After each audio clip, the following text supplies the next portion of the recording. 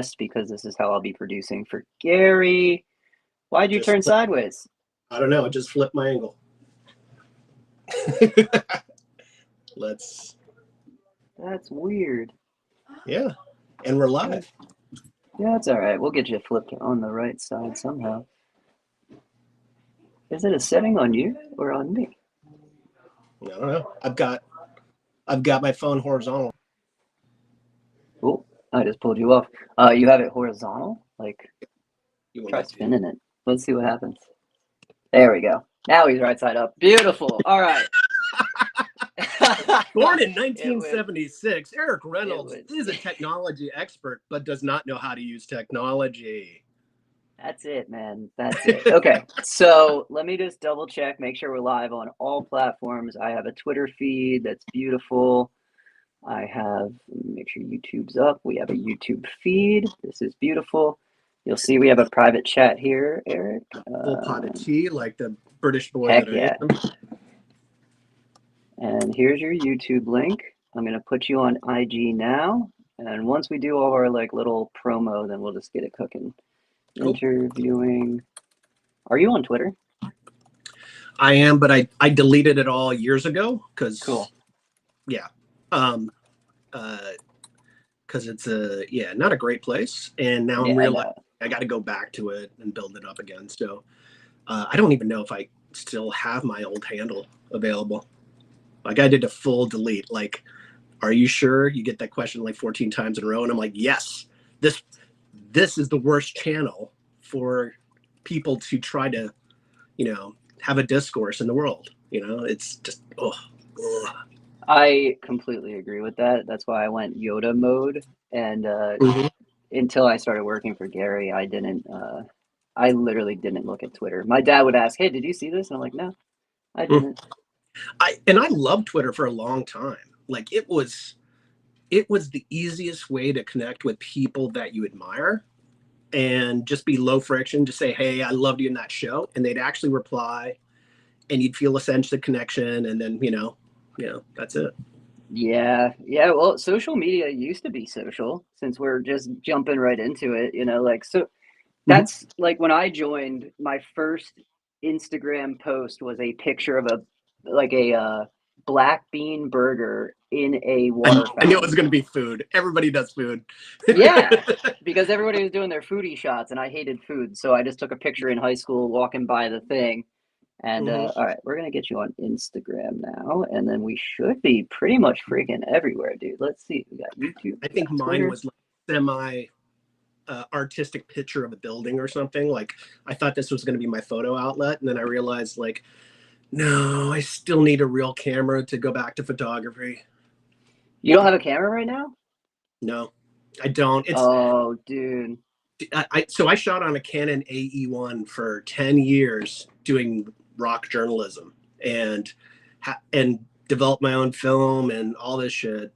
And in a moment of just like, oh, I don't need this memory anymore. I'm not shooting anymore.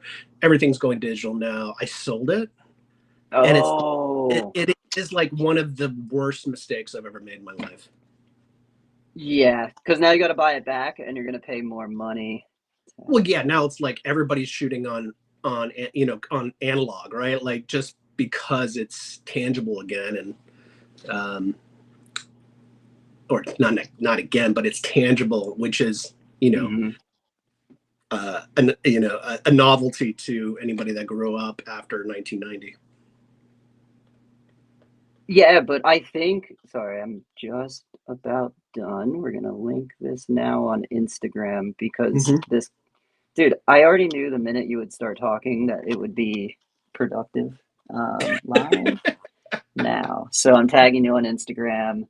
I kind of like the vibe of doing like the posting like during the show. So let's see here, live now on YouTube. We're live. Cool. All right, Mr. Reynolds, Mr. Erik. And this should be like most other podcasts. It should not be polished. Like literally walk in, start talking, shit breaks down. Like all my favorite podcasts, people are like, wait, we're recording? Like, yeah, Yeah, it doesn't matter. We've been in this for like 5 minutes now. Like, Also, how do you like my mug? I'm now confident enough to show you. it's okay. I'm What are you rocking? narcissistic.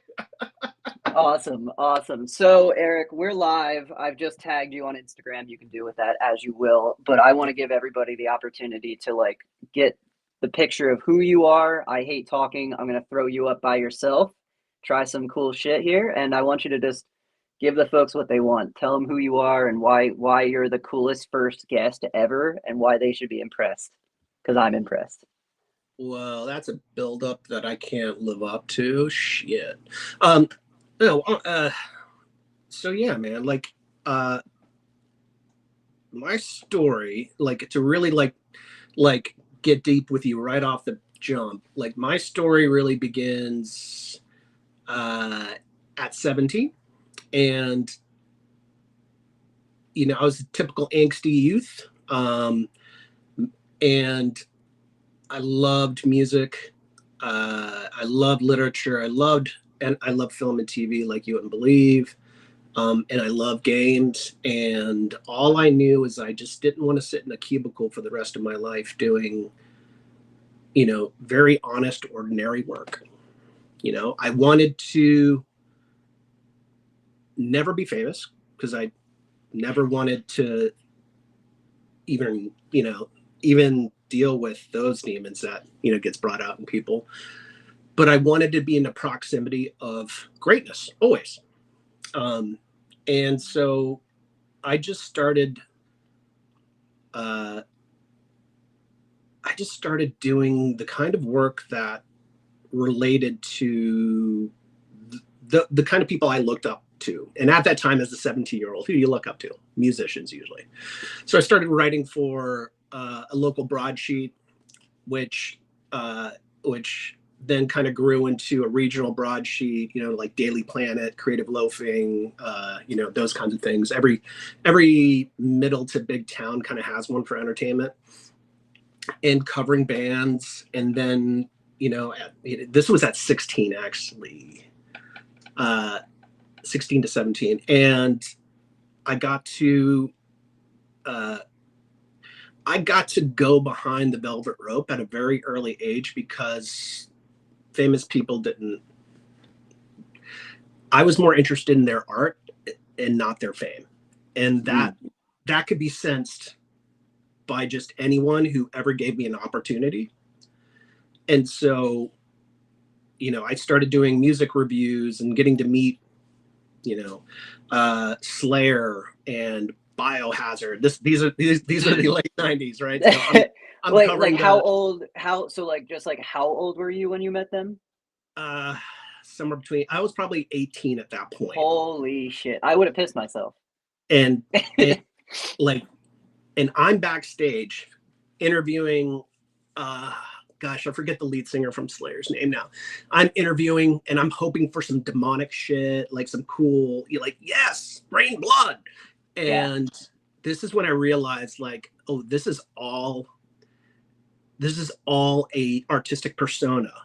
You know, not when I say facade, I don't mean it in a negative way. It's a facade that is an artistic persona to evoke a brand, to evoke this person's poetry and rock. And it's a fucking business. Because I was like, so tell me about the new album. What are you guys really focused on? And he immediately jumps into, yeah, new record. We're really happy about it. You know, we're going to hop on the jet and we're going to hit about 57 tours this year. And I wanted to hear him go like into the poetry. Like, yes, I was in a summoning circle trying to reach the 7th circle of hell. And that's when I ran into my buddy Paul. And he's like, hey, I'm in the 8th circle. Why don't we throw down some bass riffs? Mm-hmm. And I never got that. And that educated me like right away. So immediately I became that guy that could just talk to anyone. And ended up leaving that publication and finishing college in the middle of nowhere, Oklahoma. So northeastern state, Tahlequah, Oklahoma, home of the Cherokee Nation. and I worked for the Hard Rock station out of Tulsa as a intern. Did a little bit of DJ stuff, a little bit of like you know, events, concert promotion, and then I shot for my college newspaper, and got all access to some of the greatest shows ever. So like that was the second or third or fourth year of Warped Tour. Like I think Smoking Grooves was that year. You know, I saw a bunch of people, Cake and Semisonic and all, you know, all these kind of like bands that were in and out of, you know, top 100 radio at late 90s. And I started creating a relationship with music labels. I realized like I wanted free stuff. You know, my nickname is Frugal Frank. I just don't want to pay for it. Which is a quality that I've noticed exists in most like famous people. Like my brother-in-law's brother, true story, was Arnold Schwarzenegger's assistant, and Mercedes brought him the brand new Maybach, and he's like, "This is good, cool," and they're like, "And we're going to give you a great deal. It's only going to be half," and he's like, "Why should I pay for your car? I'm driving your car." Mm-hmm.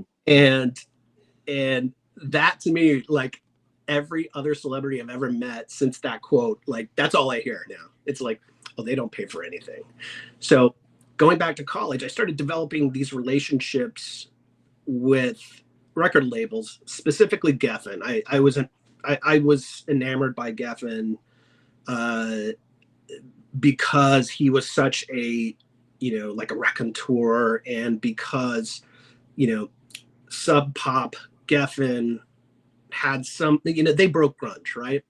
And I was, you know, way deep into, you know, Pearl Jam, Nirvana, Soundgarden, you know, Meat Puppets.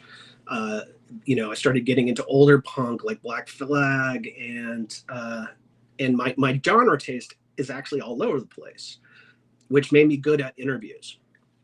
And so between working with labels and then working with my craft, you know, actually having something to offer them back.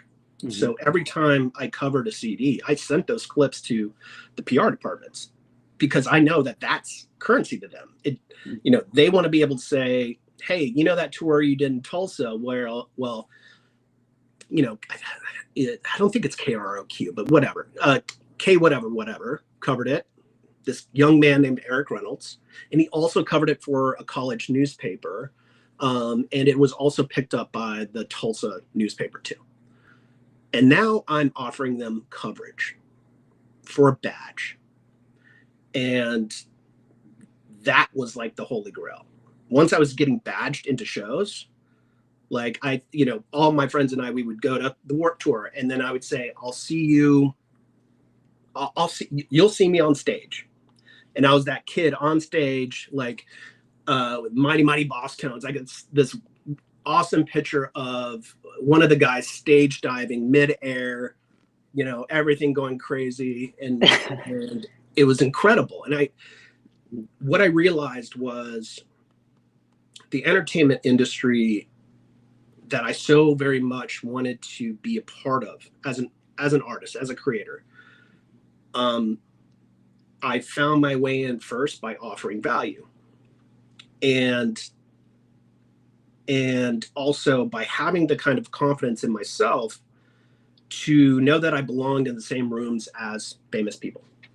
And to this day, like, because I educate myself, because I consider myself well-rounded, whether it's a boardroom or a green room, or it's, you know, Aspen Ideas, like where they bring in everyone from statespersons to, you know, to tech entrepreneurs and things like that. I have no problem being in the same rooms of some of the most rich and famous people in the world, because they want to be human and they want to actually have conversations, most of them, right? And that level of connection and being earnest about it, right? Like, I just realized that was kind of a superpower, because I truly want to understand everybody's stories. Like, I just love, I love people's stories, and I'm a secret introvert, right? Like I told you before this, I've been on camera probably 5,000 times in my career. I still have panic attacks. You know, I'm pretty sure I'm gonna pit out in this light shirt, and I should have worn my black shirt. But but the flip side of that is, once I get kind of past that fear, I go to a deep empathy space where I find everybody's jobs interesting, everybody's lives interesting. Like, learning how someone actually lays brick correctly, to me, is fascinating. Learning how someone wrote, you know, an album that you've listened to probably thousands of times is equally as fascinating, not more. To me, it's equally as fascinating. And that kind of balance, you know, kept me in the room. But also, you take your lumps along the way. And like, sometimes I didn't always do my homework. And so I'm backstage, I think, at that very same tour, met Matt Pinfield, and I'm just a kid. I'm trying to act cool because I've never been cool, you know? And I'm waiting outside this artist area, because I was already in the VIP backstage area. And this guy comes up to me. He's like, "Hey, who are you waiting on?" I'm like, "Oh, I'm waiting on Third Eye Blind. I'm interviewing the band here in a second." He's like, "Oh yeah, cool. You know, like all the band or just someone?" I'm like, "No, I'm here to interview all the band, and you know, I'm really excited about it." And he's like, "Yeah, well, I'm the guitarist." And I'm like, you know, this is literally 30 years later, and I'm still thinking about this moment of being humbled, of not doing my homework and not recognizing this guy. And like, instantly, you know, he goes back into the artist area, and like a publicist comes out and like, "Oh, they just don't have time for college right now. You know, you're too small." And I'm like, "No, they would have done it if I had done my homework." So I didn't get that interview, but I got so many great photos, and I did lots of write-ups, and I kept in touch with Geffen. And so I'm a kid who grew up in Virginia Beach, Virginia. So military family, never lived anywhere a long time. So I'm just super adaptive. And at the end of college, I wanted to continue my career in arts. And by the way, this is all going to something, I promise you. I wanted to continue my career. I felt like I was on the verge of something, and I thought the music industry was that. And so I asked my friends at Geffen, I'm like, "Do you have any internships?" And they're like, "Yeah. Are you in LA?" And I'm like, "Not yet." And I was literally in the middle of the country, and I was like, "Well, I can go to New York and work with the labels there, or I can go to LA." And I recommend this to everyone. You know, don't just judge things on paper. Like, if you can afford it, literally go visit a friend in the place that you want to live, and then go visit a friend, or go by yourself in the other place you want to live. And you will instantly know what's the right place. Like, I liked New York. I don't love New York, right? Like, I feel like it's on top of me. But the sprawl of LA, and at the time, the culture of LA was only entertainment. It wasn't like it is today, which is a lot of tech. That to me was not as intimidating as New York, finance bros, everybody's like hustling something, everybody's on top of each other. And so the moment I touched down in LA, I'm like, "Oh, I'm home." And as a military kid who's never really had a hometown, LA became my home for off and on for 25 years. And just like everybody's hometown, sometimes you just don't want to go back, right? Like, so like years later, I would end up moving back to the East Coast to be, closer to family and things like that. And when people ask me, like, how could you move from LA to Charleston? I'm like, well, Charleston's got a hell of a music scene. I can do everything that I want to do here in Charleston. And in fact, I've been able to figure out things that I've always wanted to do here in Charleston. But going back to my first experiences in LA, my Geffen people invite me to a book launch party for, I think his name is Bruce Herring. He wrote like the definitive book on Napster. And this was the time where Napster was locked into mega lawsuits, right? And I go to this house party in the hills and shit, man. I'm 21 at this point. And I'm rolling in there with people who are, legit, in the music world. And from the label side, like, so not business people, but a lot of A&R people and, and publicists and the people who invited me, and not a single friend there. The person that invited me, like, was just like, yeah, open door, but don't latch onto me, you never want to be a burden. Right. So I'm just talking to everyone, but then I go up to the artist, the author himself, and he wrote for USA Today. I think it's Bruce Herring. And literally he's signing this book to me. And I wish I still had this book, because I'm like, this, for a book launch party, it seems kind of morose. And he's like, yeah, I just wrote the music industry's epitaph. And I'm like, wow. Close that novel, or that, that book. And I suddenly realized I was at a point in history. Like, I consider myself the Forrest Gump of the entertainment industry. Okay. I'm not special, but I'm like standing in the background of like all these major moments where culture shifted. And so I've got this book under my shoulder, and I thank Mr. Herring, and I walk around the room, drinking a few glasses of free wine because I was poor, couldn't afford any of that stuff. I'm like eating like so much off of the the buffet or whatever, and I end up running into some of the label people that invited me, and I was like, yeah, this guy was serious, and this book sounds like it's a real challenge for the industry. And I forget exactly who it was, but they leaned into me and go, I know you want to work here, but if you could work somewhere else, it's going to get real hard here real soon. And that's when I knew. I was like, oh, I'm on my own now. Like, the door that got open to me just got closed to me, not because of anything I did or anything that I couldn't do. It was literally like, yeah, we bring you in as an intern or as some very junior position where you could barely pay your rent. But I was getting very real career advice to go pursue something else. And I heard it loud and clear.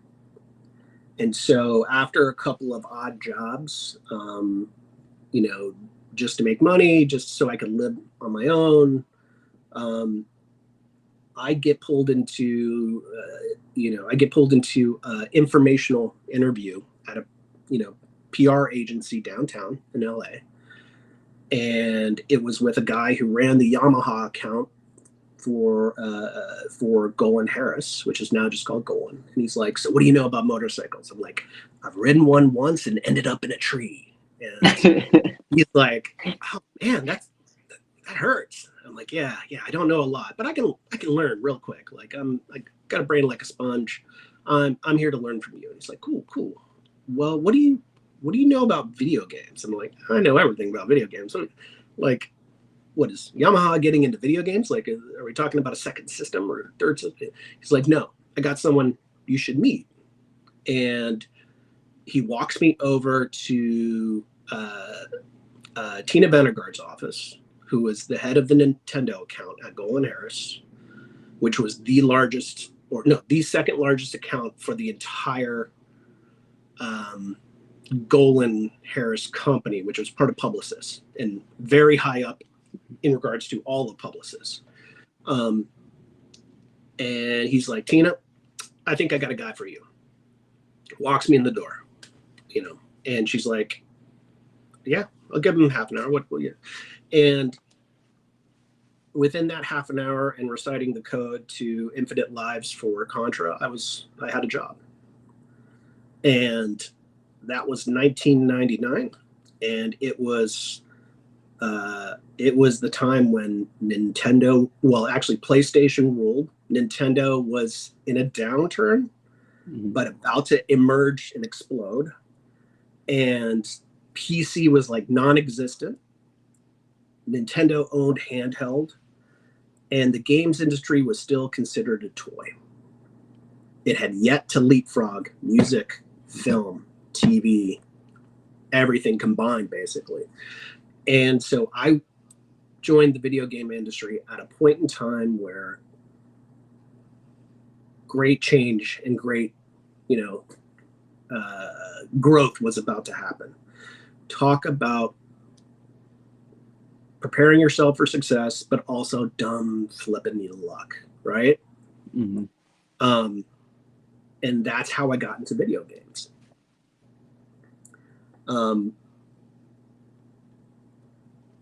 So video games have been something that I've always really, really liked. I love certain games, but I love film and television almost no matter what it is, right? Like I just love authorship. And in games, authorship is really hard to infuse, despite Sid Meier's Civilizations, all the named people like Cliffy B, and as far as like Unreal Tournament, Mr. Miyamoto for Nintendo, right? There is auteurs, there truly are, but it's hard when 150 people are working off the same pipeline of code to really say that's yours, right? And there wasn't sort of the attitude of this is my game, I'm the star. Mr. Miyamoto was like the nicest guy in the world. So my first job in the industry is working for quite literally the most famous game creator in the world. And Golan Harris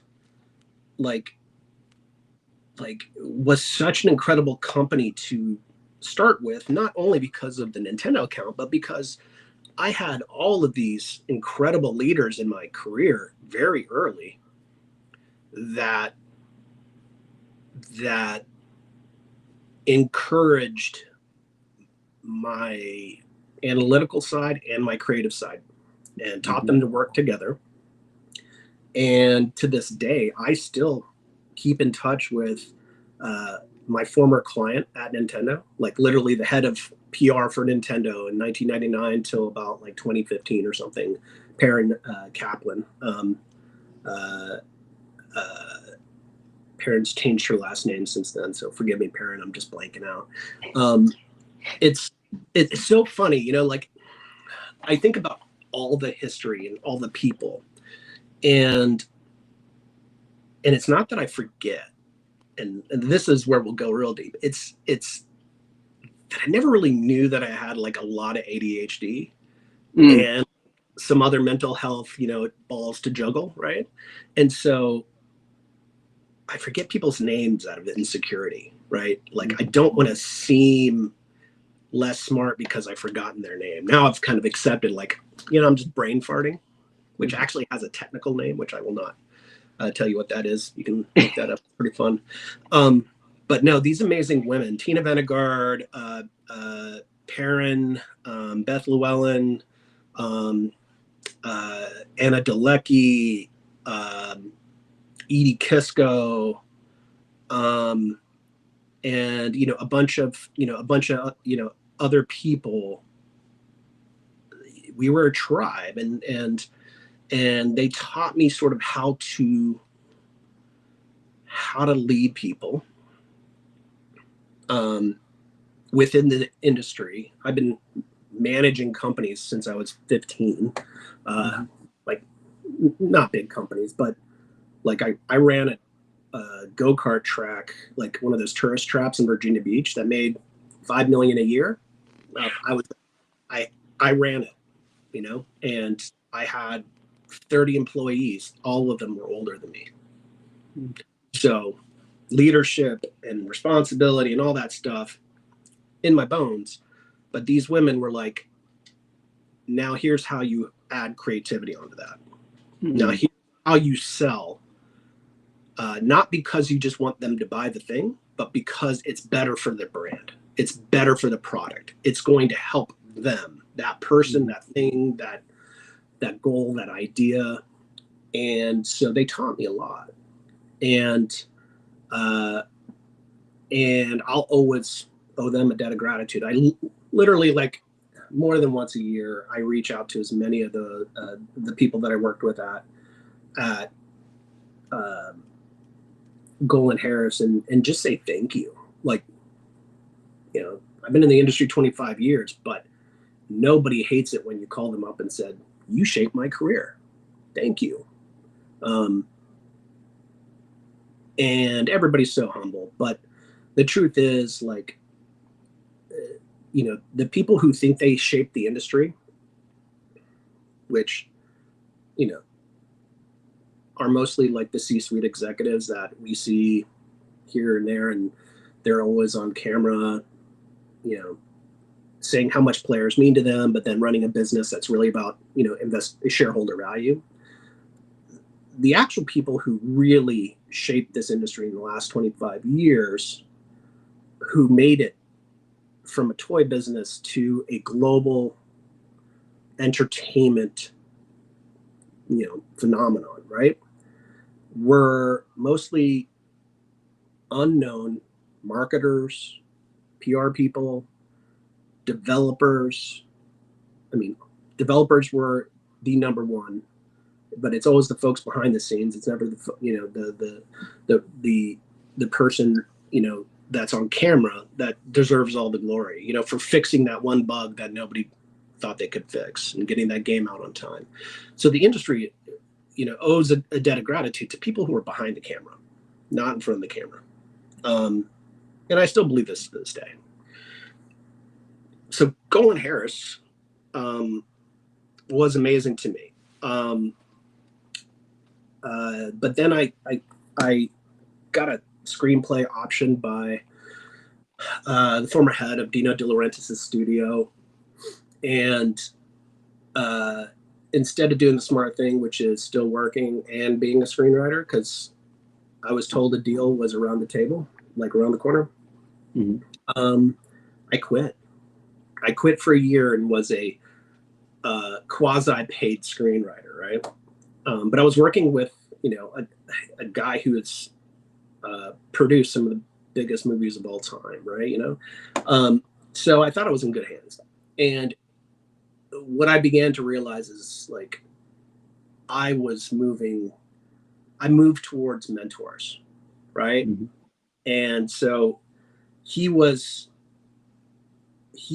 a mentor and a novelty, because now I was moving away from games, which at that point I didn't realize was going to be the core of my career. It's moving away from games into film and TV.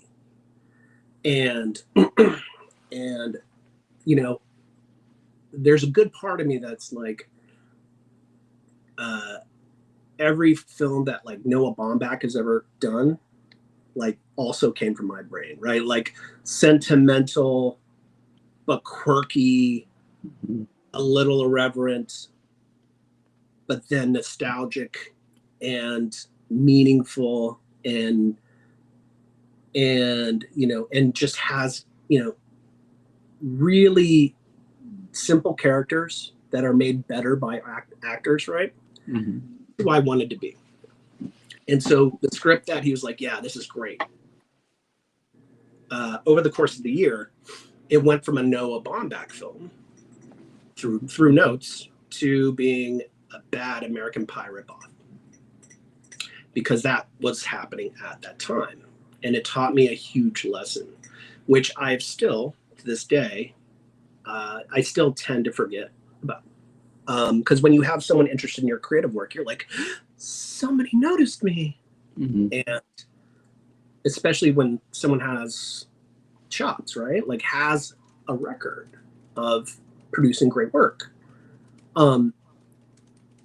Is when you have a vision for something that you care about and you write it or you shoot it or you make it, and it is what is most meaningful to you, that's your best chance of connecting with an audience.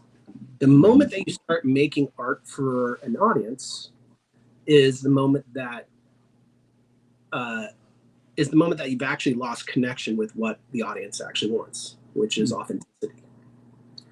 So, but we all know every industry in the entertainment world doesn't always care about authenticity. They wanted, a knockoff of American Pie that they can make for $500,000 and it'll probably gross 20 million and everybody goes home happy, right? So I was going with the business, not with the creativity. I didn't, I was a people pleaser. I still am in a lot of ways. So I didn't have that ego of a creator, like, no, this is my thing. And I didn't have the guts at that time to raise money. Because at 21, 22, 23, has anyone ever told you about raising money? No. Unless you come from a very privileged, background, the only version of raising money I ever heard of was getting a job. And so, and then hearing about all of these like, lightning in a bottle stories of like, I went, like Robert Rodriguez, I sold blood and went $30,000 in debt to make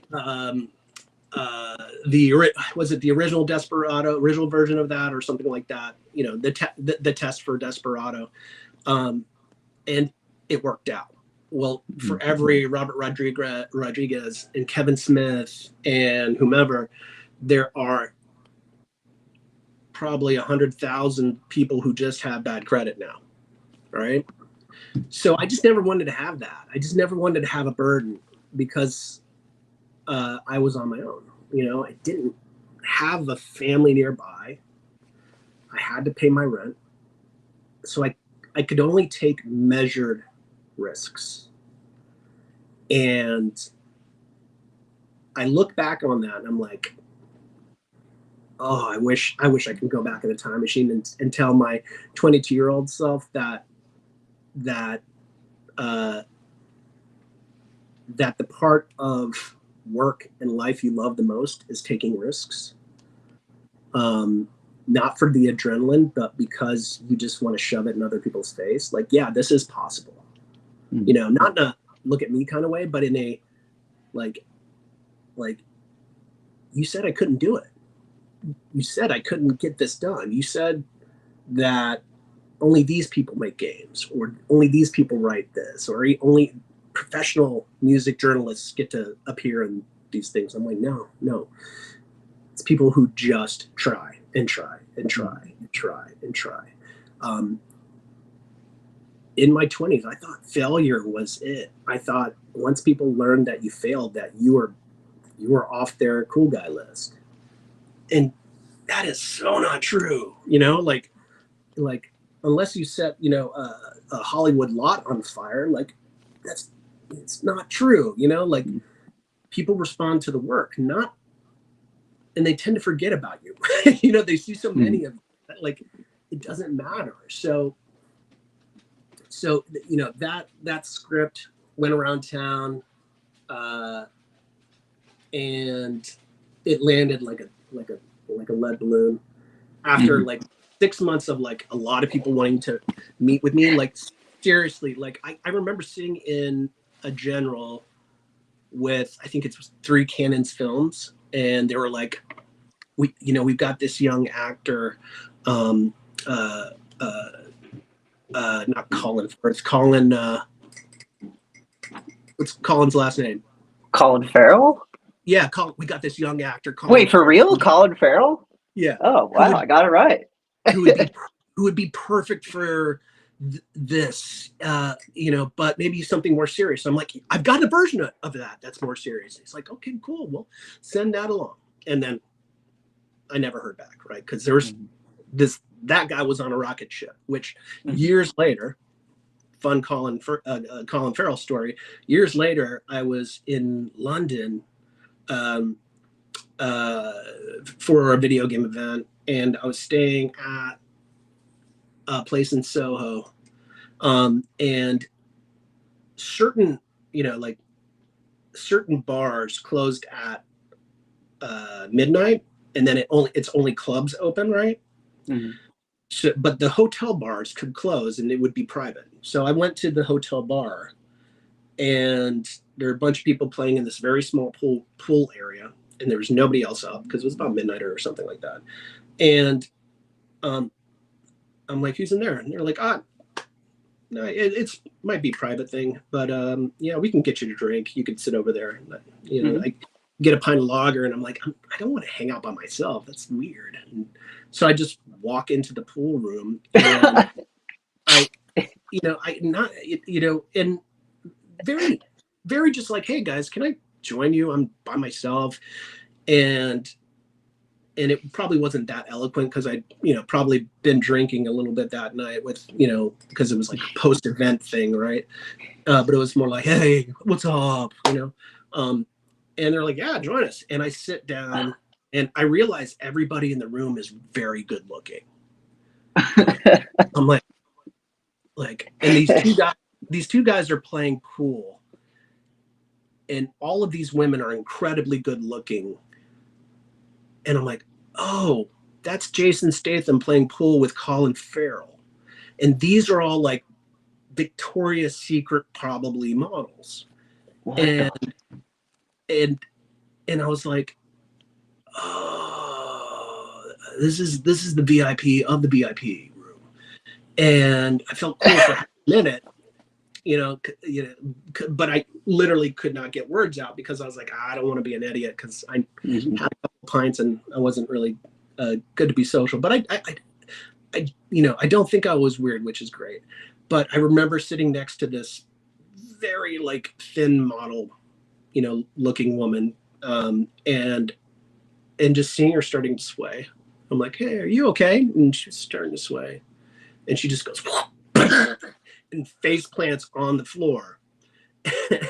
and like Statham and Farrell were like they rush over. Both of them are complete gentlemen, really incredibly nice guys. Like, first off, they didn't say fuck off, right? Like, they were like, come on in, join us, and that says a lot to me about a person's character.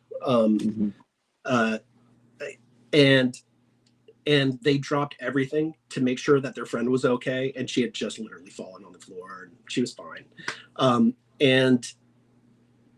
That was a hilarious moment where, once again, the Forrest Gump of entertainments popped up and was like, hey, weird, right place at the right time.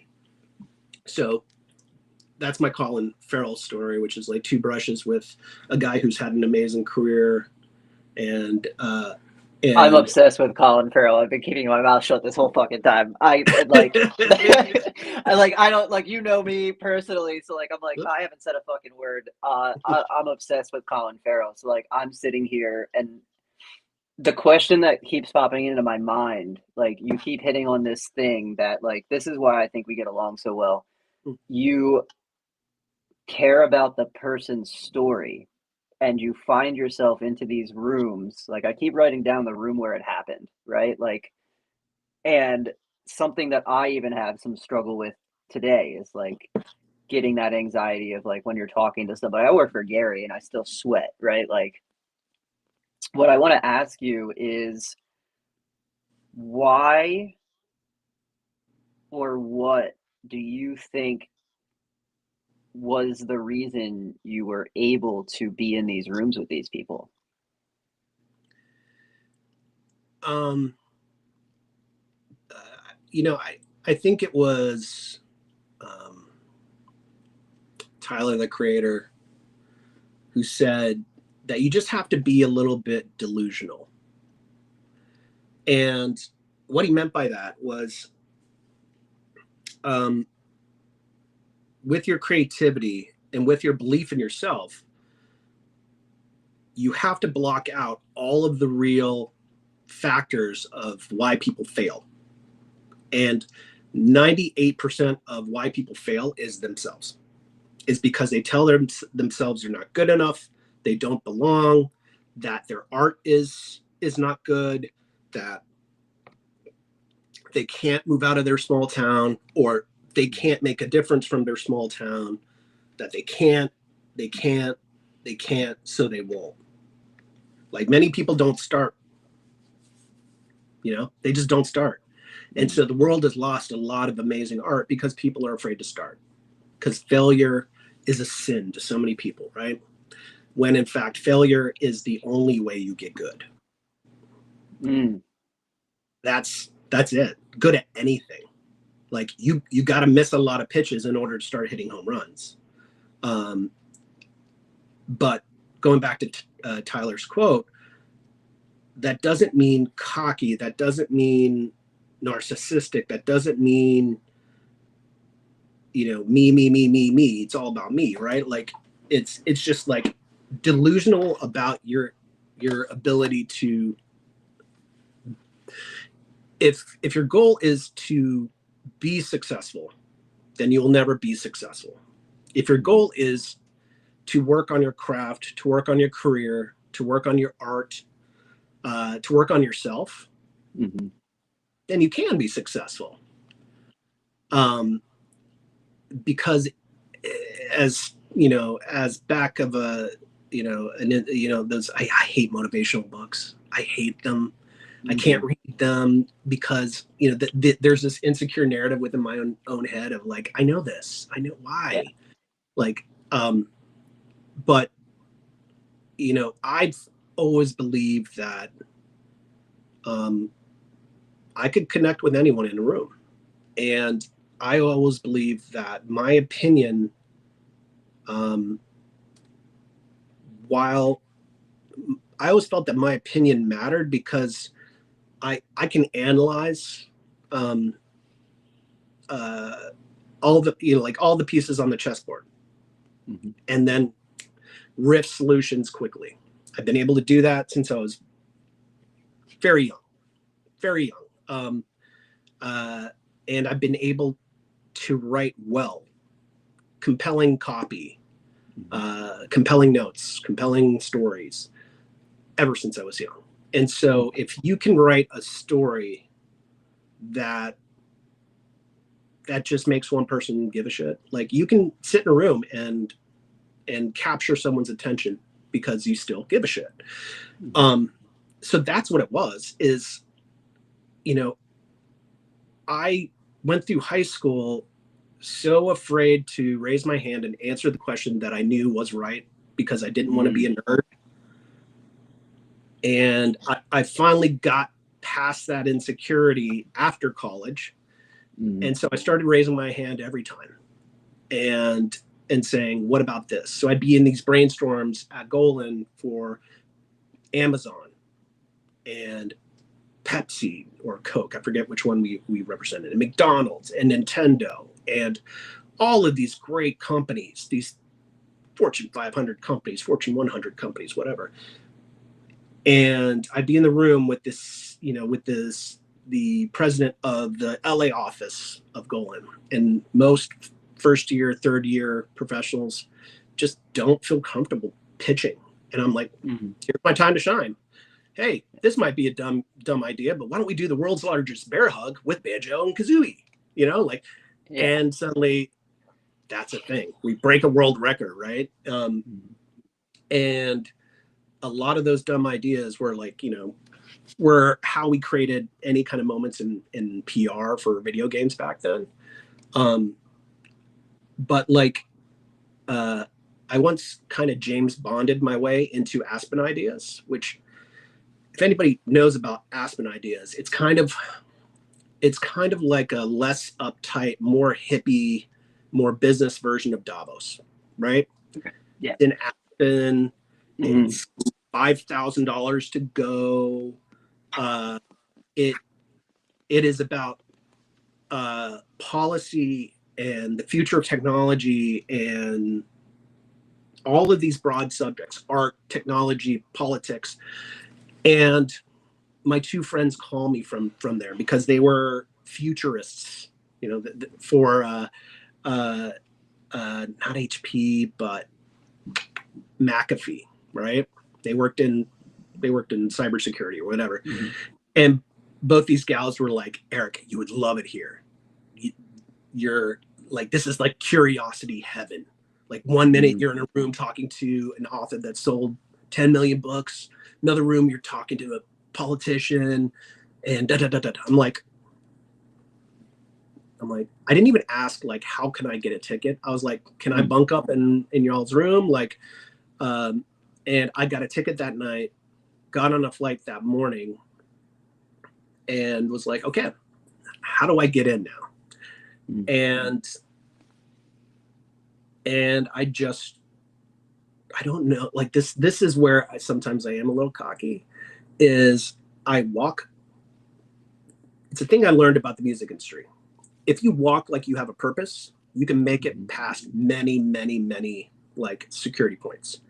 So I made it past probably the 4 general security points that kind of didn't matter. They weren't looking at badges, you know, they were just kind of seeing if people belonged. And then I realized, like, I'm at the, you know, I've bested the mini bosses, and I'm finally at the final boss. And I see this woman walking up to me, and she had a masculine name, and she was Press, and like her name was like Riley something, right? And I'm like, I could be a Riley. And so I walk up to her and I'm like, hey, how's it going? Like, is this your first day or your last day of the show? Like, you know, like I think she worked for like Wired or somewhere like, you know, big like that, New York Times or something. And she's like, this is my only day at the show, but they got me, you know, I feel bad. They got me this 3-day badge. And I'm like, well, Riley, I came here on a whim and I don't have a badge. So would you mind horribly if I pretended to be you for 2 days? No way. And she's like, said... Go ahead. She's like, you know, are you going to do anything idiotic? And I literally told her, like, you don't come to this show to do idiotic things. And if I ever get caught, don't worry. I'll say I found the badge on the ground. She's like, here you go. And I walk into Aspen Ideas, and it was like heaven, man. It was heaven for nerds, right? Like, yeah. I still got this picture of me in a small breakout with Madeleine Albright and a bunch of policy wonks talking about God knows what. I think it was like the future of education in terms of foreign policy. And I was like, my brain's just like, you know, pulsing. And I got into an argument with a billionaire. What's his name? Not Steve, not Jobs. Wozniak? No, not Wozniak. I don't know if he's a billionaire. I got a chance to meet Woz at the San Diego Comic-Con. He is such a nice man. I would, oh my Steve gosh, Case. like he just seems, who was it? It was Steve Case, early tech billionaire. He and I got into an argument over technology's ability to impact education. I'm like, Steve, I've worked in Pasadena Unified. It was one of my odd jobs before landing in PR. I'm like, I've worked with LAUSD, Pasadena Unified. The problem is, you know, 2/3 of the students that are, you know, attending these schools can't afford a home computer. And the other challenge is, you know, they are the first English speaker in their family. And so when you just like say computers will save everything, well, that's both could be true, but it was very false at the time. And we got into it, and there are a lot of other nuances and things like that. He was very nice. It was an awesome debate, right? Like, and he never asked me who I was. And I just remembered, it's a PR guy thing. Like, if you're ever at an event that has badges and someone looks down real quick, you know, obviously they're like, I know this guy, but okay, yeah. And then I saw, you know, I sat in on, which brought it all home to me. Like, I sat in on one of the first presentations, I believe, for Spotify. So I think Stephen Eck was there, and a lot of brilliant people, and, you know, 30-year-old me at that time, maybe, and then I went to this event at night using Riley's badge still.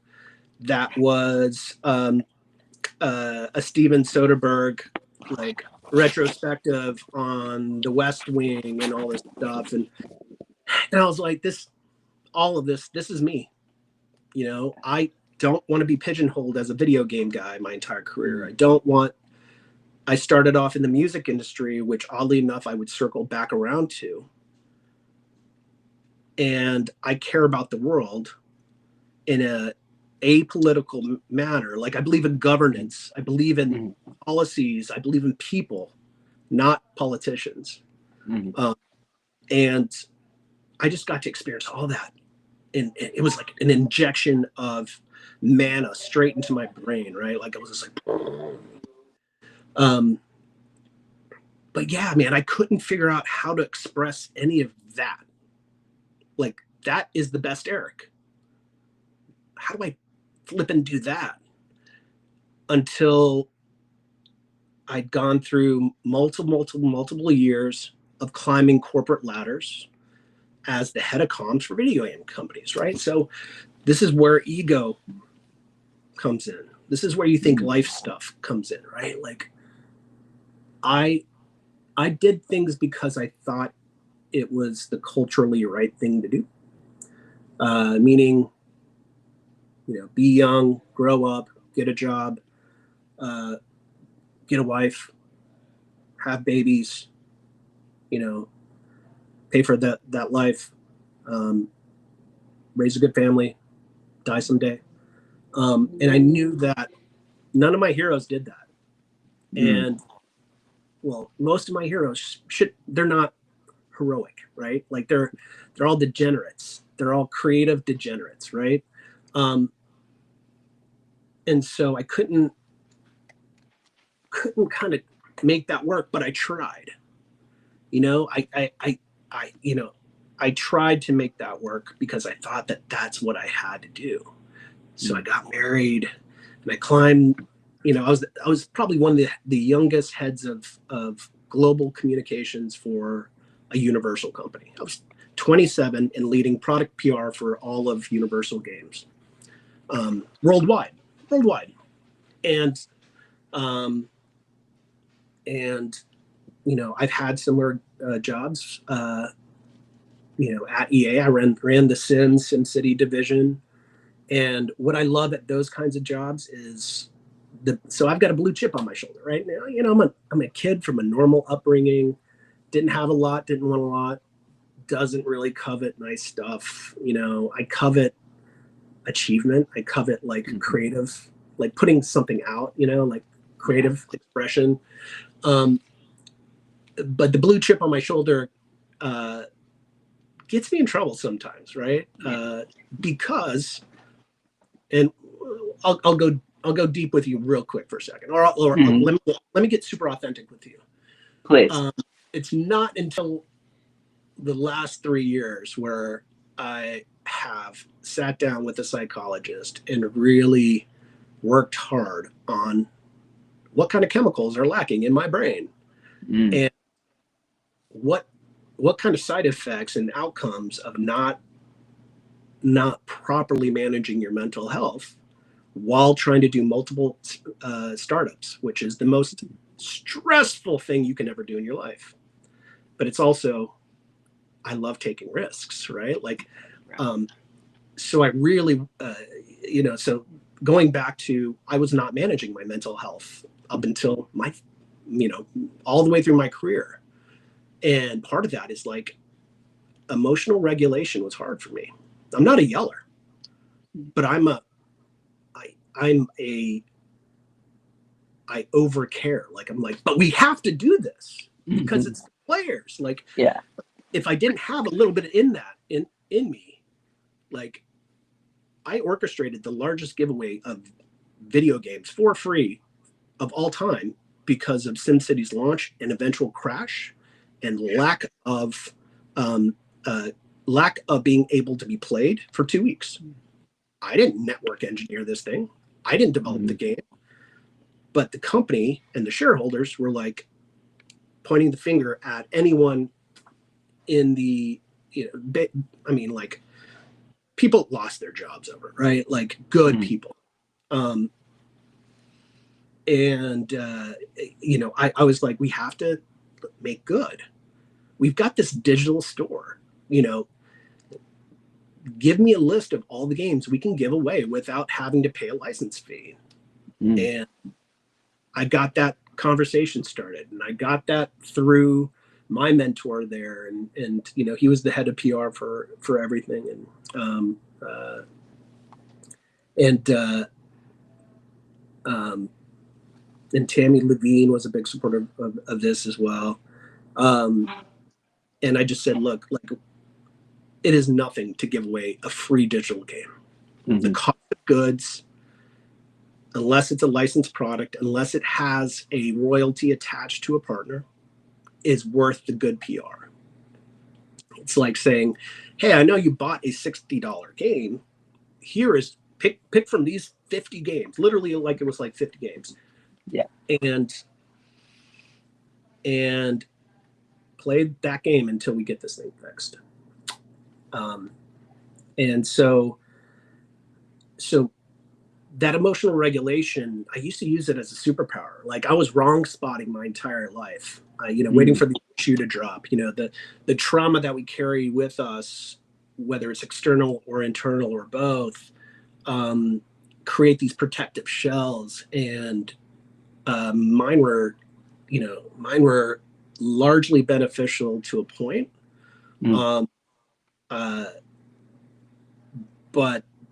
But then I realized, like, oh man, I realized that every time I hit like a high stress point, I would self-sabotage some way. I would, pick a fight with someone who I would call a suit. I'm like, you just want the money. Let's give the gamers money. Right? Like, I could totally picture you in a Black Sabbath t-shirt, Tony Stark style, saying, fuck you suits. This is, give the people what they want. That's why I laugh so hard, man. Like, everything you're saying, I just picture you like it's incredible. Like, just because you're telling me, I've never heard these stories. It's the first time I've heard any of these, and I'm like so happy you're sharing. And I'm sitting here visualizing you doing this, and I know that you're like, this is authentic because I can tell people, like, we work together and this is exactly how you are in meetings. Like, and I think me and you have similar advantages, disadvantages, in that we overcare, and that can come off as being pushy, shovey, over the edge. The fact that you had the confidence to have I want to talk to you about, like, that's what I kind of was getting to. I want to ask you about, where did that confidence and conviction come from to be able to go to, say, The Sims, for example. Yeah. Can we do this somewhere else? Hey. Sorry. Mom! I know. I'm busy! So, Mom, I'm in the attic. No, so I'm playing video games! We're being professional. So my question, to be professional, my question is, when you have such a conviction, because I'm asking this selfishly, like, I have a conviction in this, right? Like, live streaming and producing content for Gary, and like, no matter what, I will always push for the best output, even if it gets me in trouble, right? I've already had these conversations. My question is, when you have the conviction that you had to go to, say, Sims and, yo, we're going to give away a bunch of free shit, what gave you the confidence, or what is kind of like that secret to being able to have a conviction? The challenge. Yeah, right. No, I'm just trying to figure out like what the No. fuck, because like it's something that's blocking me. Yeah. Right. It's you when you have a conviction and you know you're learning how to regulate and when to say things and when not to. When the fuck do you take action on your conviction versus when do you wait?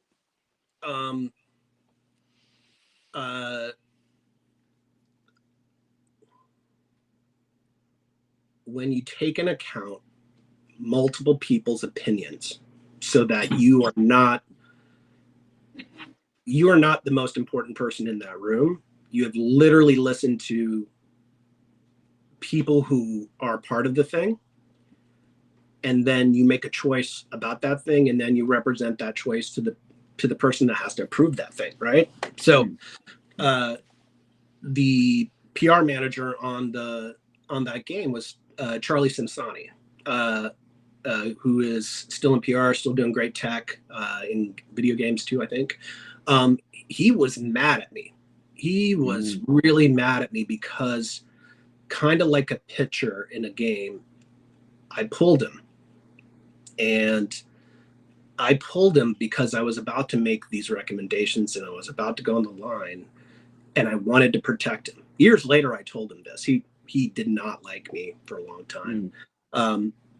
At least that was my perception of it.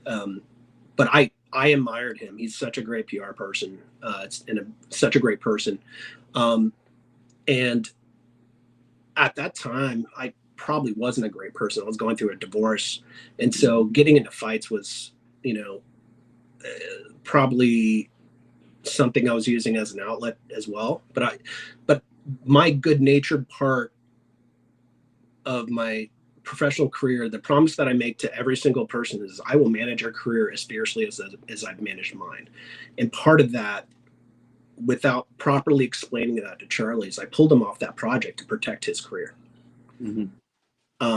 Because I knew that someone, and it wouldn't be anyone in the C-suite, it was either going to be Lucy Bradshaw or myself being interviewed by every single video game journalist and being asked how you could do this. Same old EA. EA is bad, broken, blah, blah, blah, blah. And I'm like, I don't want that for Charlie. Like he doesn't deserve that. He deserves like the other developers at Maxis who are asked to do the impossible, which was, Maxis makes incredible SimCity games. But they're single player or, I'd have to double check, but they're largely only single player. And if they were multiplayer, it would have to be land at that point. But for the first time ever, they were doing a multiplayer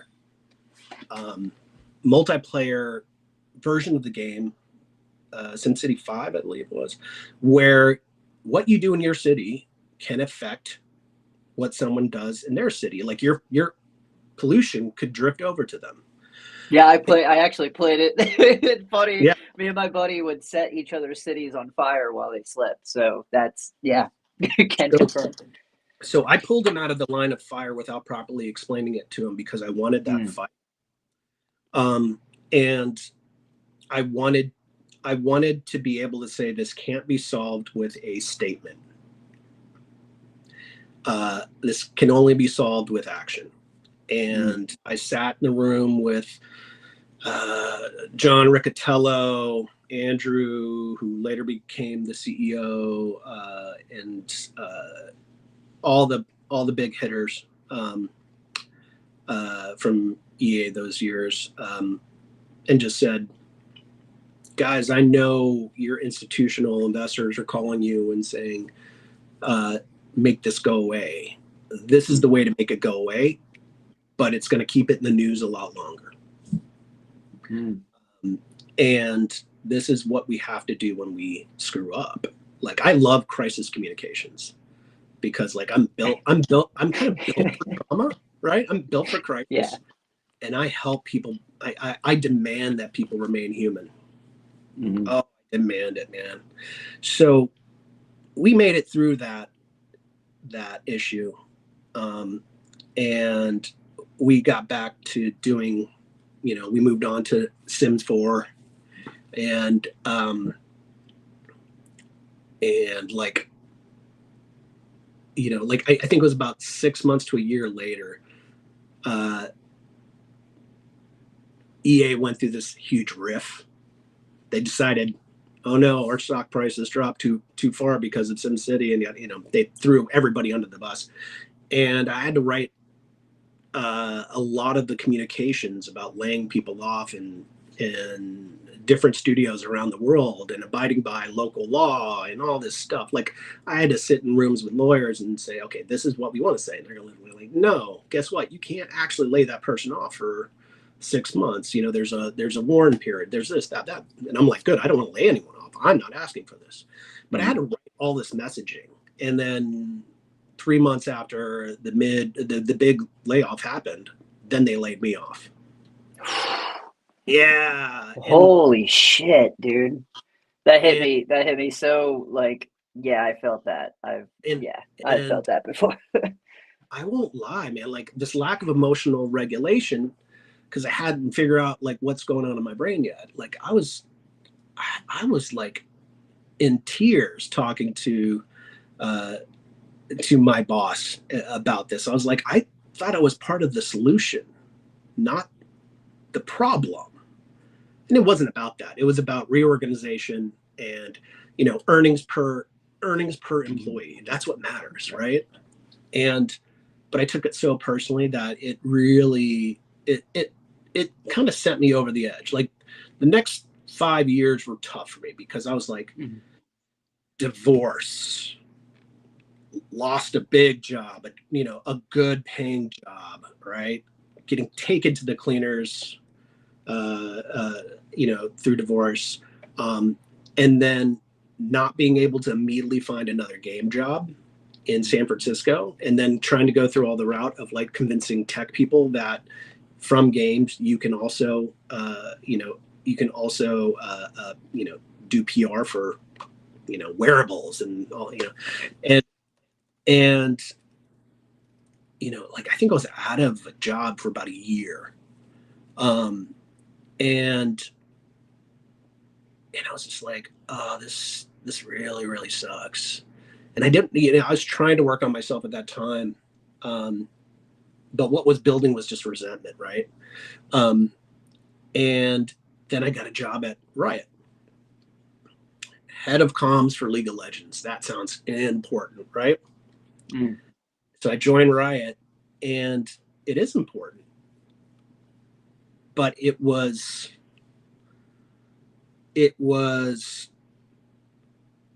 part of their organization is really it's really siloed between a lot of different kind of orgs, right? And it felt like we were all competing for the same stories, like folks in esports would be hitting up New York Times as we're hitting up the New York Times, and we'd work together, but then someone would get pissed because they thought someone else got the glory for it, and it's like none of that should have been that way. But the people above us just had some things to work out, right? Like Riot was growing. Riot wanted to be more than just one games company, one game company. And I actually wrote the blog that sat on the site for forever called Putting the S in Riot Games, right? And this is where we get into another dumpster fire. So being in comms is always about shooting the messenger. Like, don't make anything. You can make enemies, but you don't make anything, right? Like, and so the development team wanted to wanted to kind of constantly drag the player along as far as like the things that they weren't going to do that year, like replays, like, certain balancing things,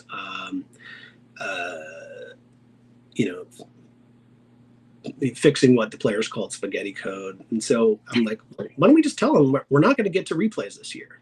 Why don't we create a regular monthly newsletter that just, we'll call it patch notes, and it's, it'll be the patch notes for the company, not the patch notes like per the patch, right?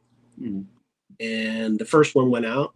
The moment players heard that their things weren't being listened to, like I wasn't not listening to it, it turned into a giant dumpster fire on Reddit. Oh, did that ruin my reputation at Riot? Oh shit. And I remember for like weeks, like in company stand-ups, like people were like, I'm ashamed to work here. It was a very, very emo company to work at. And I'm like, oh, if you're ashamed to work here, you should go try working at EA. I mean, come on. But like, what? Yeah.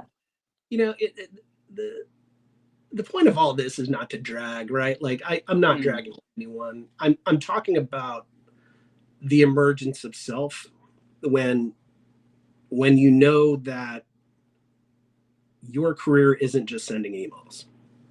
Yeah. Like that's all those jobs are, sending emails to people and getting results of those emails. It's the same thing as cold sales, except the journalists, except the stakeholders, and I would literally, because I didn't know I had 18 different kinds of anxiety, I'd get like pitted out just sending an email update to leadership. So while like I'm super comfortable sitting in a room with anyone, including leadership, the moment that I have to create a work product that goes to them, like I procrastinate on it, I hum and haw on it, I overanalyze every single word and the positioning of why we're making a choice, and I just remember just not being like not being prepared to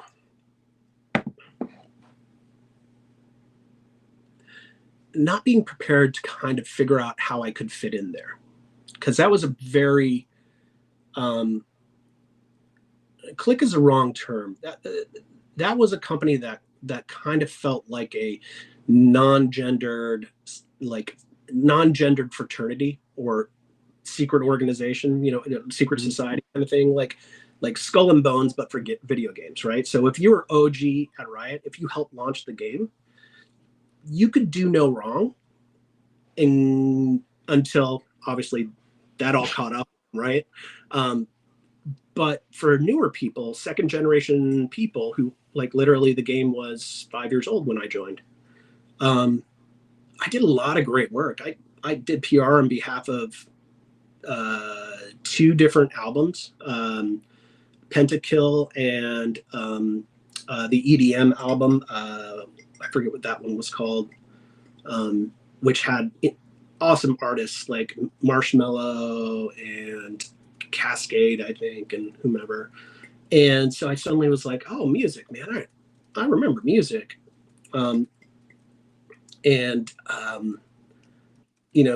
That's where I felt comfortable again, because I remember those memories of just being, wild, journalist, camera guy. And the story that I completely skipped over while at Universal was being a Universal company, we also owned Interscope, and my CEO lent me to Interscope for 2 years, basically, to be 50 Cent's publicist, because we needed his video game to do very well. It wasn't very good. And 50's publicist, Yvette Gale, was going on maternity leave. So he needed someone to just kind of manage, right? And I love that job, because suddenly it got me out of kind of climbing a ladder to doing the things that I really love to do, which is think on my feet, solve problems, and just make things happen. And he and I got along famously. G Unit and I got along famously. I spent like the tiniest bit of time with Mobb Deep and Dre and M, because that was that 2005, 2006 tour. And my exploits were getting back to Jimmy Iovine, that I was doing a good job. So and my CEO is like, if Jimmy's happy, I'm happy. And I was still running a global PR team at that time too. And it's like, okay, shit, man, I got a lot to do. But all of those times where games and music crossed over made me happy. When we worked on The Sims and Katy Perry, just doing a couple of shoots with her and doing publicity around Katy, which was entirely led by Brooke Bogus, who worked with me. But as the team head, I got to come along and help out, and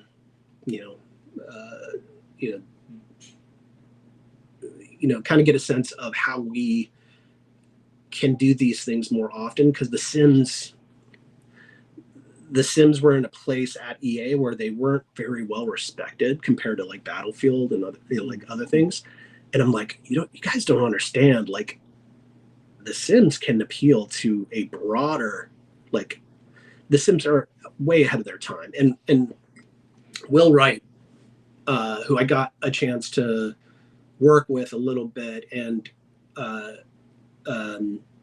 he is such a uniquely him kind of person. Like, he invited me over to his house for like a Halloween party, a Christmas. No, I wasn't in costume, so it's like a Halloween Christmas party or something like that, where like literally he had mini robots fighting in a cage and like all this great stuff. And once again, the Forrest Gump.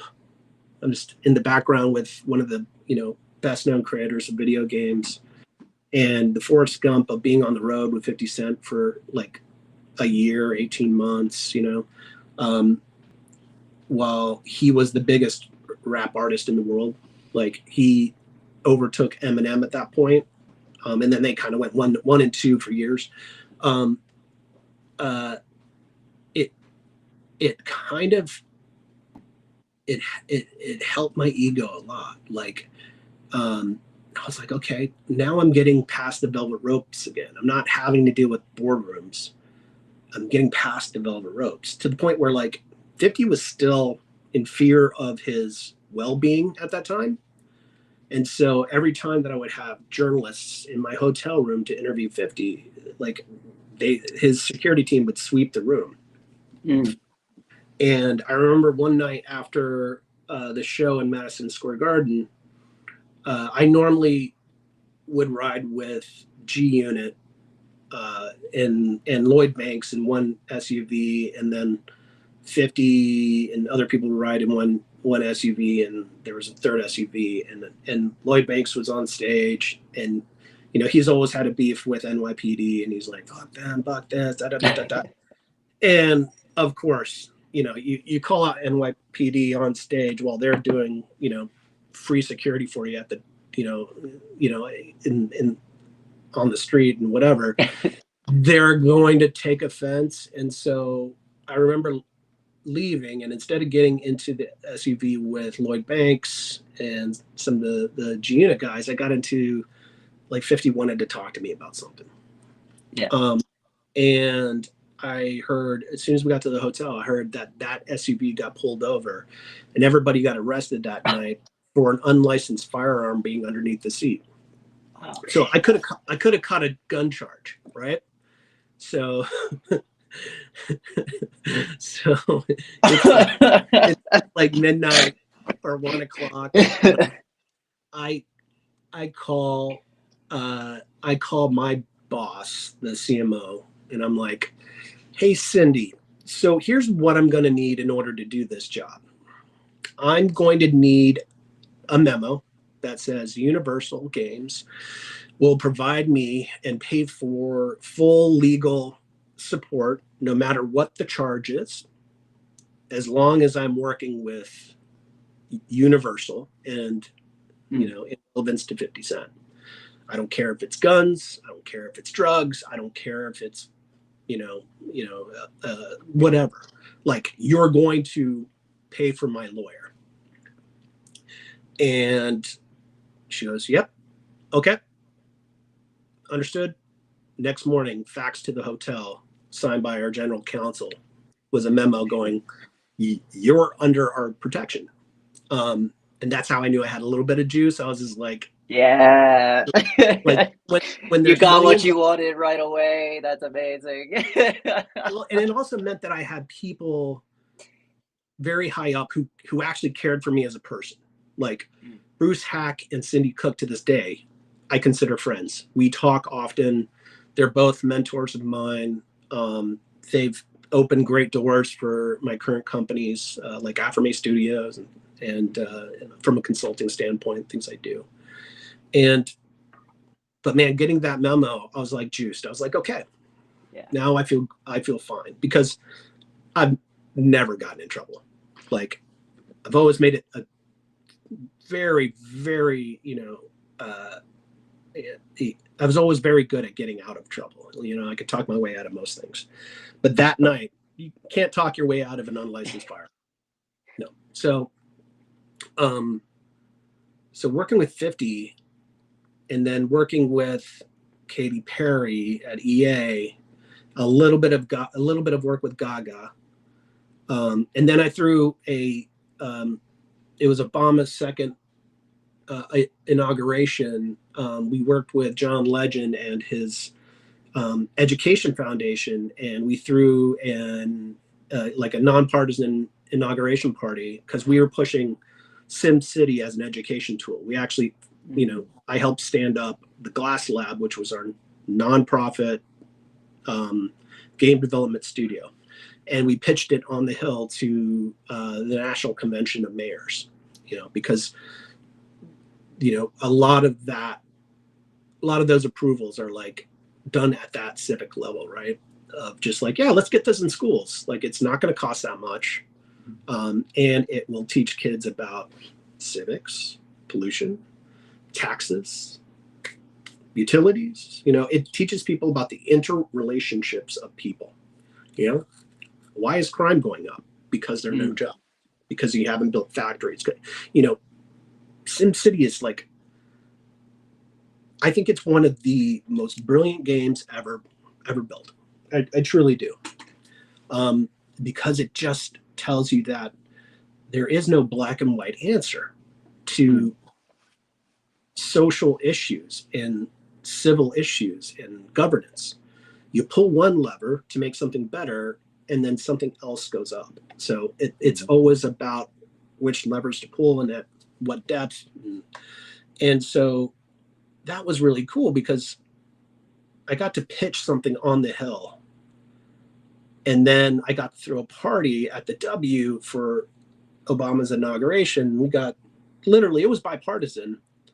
We got a bunch of, both sides of the aisle and in between to come to this party. And John Legend and Pharrell performed. And like, it was just like unreal. Like, I'm sitting here, like, just, I have a demo station just to validate, like, this is what we're showing on the Hill. But really, it was just about showing people a great time and then telling them that education and government doesn't have to be a cost center. It can actually be, a point of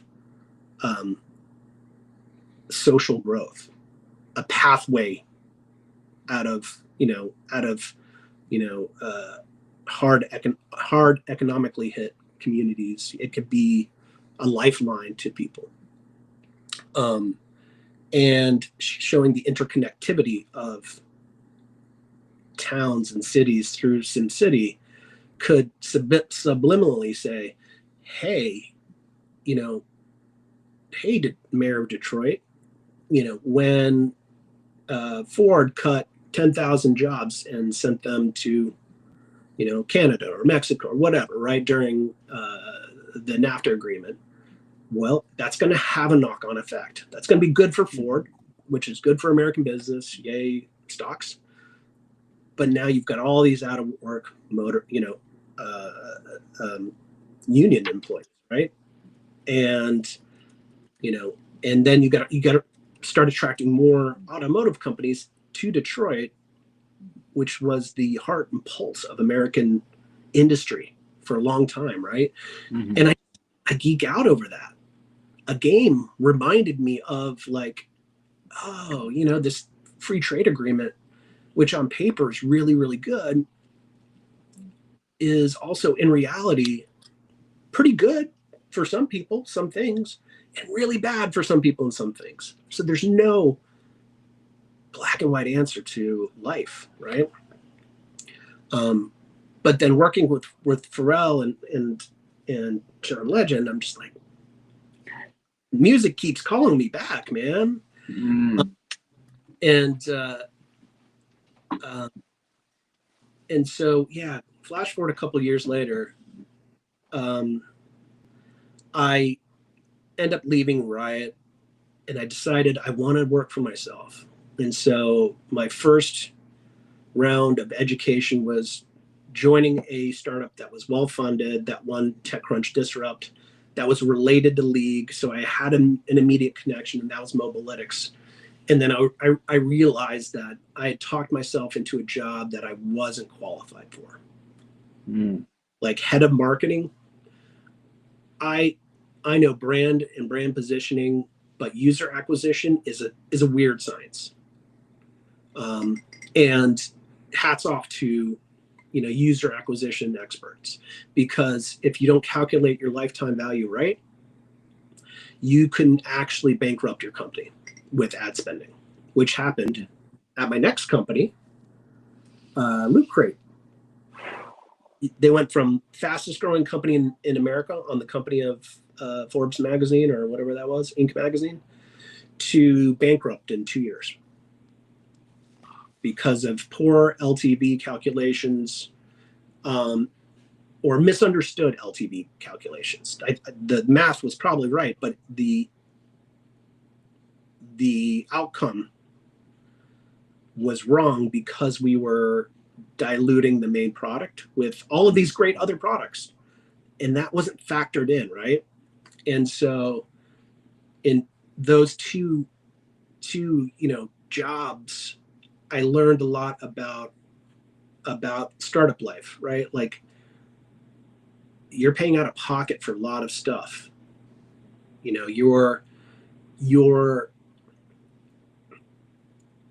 You expect to work at this level because you're Erik Reynolds and people still remember you. But then you got to remember, but they don't know Mobalytics, and that area of, esports player tools aren't really a great story for a lot of video game publications. Like it, unless it's, an esports pub like Dexerto or whatever, a lot of those places that have come and gone since then. You're hitting business pubs, you're hitting the Silicon Valley stuff, you're talking about their next raise, and so I was a fish out of water there. But at Loot Crate, I was in. I knew, I loved the core message of fandom. The founders' hearts were in the right place. And they founded this company in a weekend hackathon, start a company in a weekend. And all they did was put out a Facebook ad with a couple of products, took a couple of pictures of them and say, hey, we're going to do a monthly geek subscription. And they got I think they got 25 to 100 orders that weekend. And it just grew since then. And so they had magic in a bottle because they were unafraid to fail, because the cost of failure was zero. It was a weekend hackathon. And I learned holy smokes, this is a story I can get behind. Coming off the cover of fastest growing company, everything has to be going really, really well. Helping them expand into new fandoms was exciting. Bringing in, partnerships was super exciting. I worked with the MLB to launch our MLB box, and got to work with a bunch of athletes there. And it's really unfortunate that, that on the business side, they as a team couldn't grok the main model, right? Because this is where taking venture capital money is hard. So there, and I've learned this since like becoming a founder a couple times over, is like there are a lot of financial instruments to fund a company. It's not as simple as I'm going to sell you 25% of my equity. That's what Shark Tank is like, right? Straightforward. I'll give you $100,000 for 50% of your company.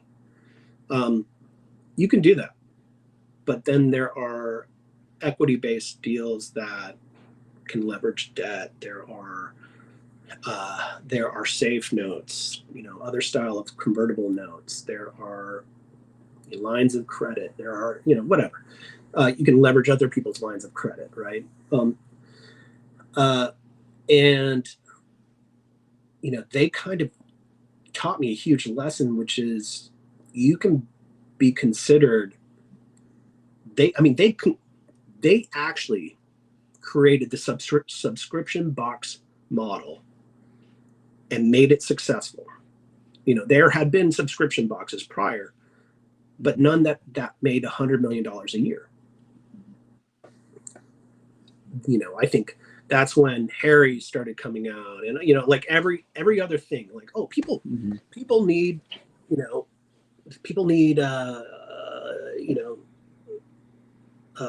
food, so let's do fresh makers or whatever that company was called, and people need like testers of makeup, so let's do a makeup box, and a lot of people did really well off of that.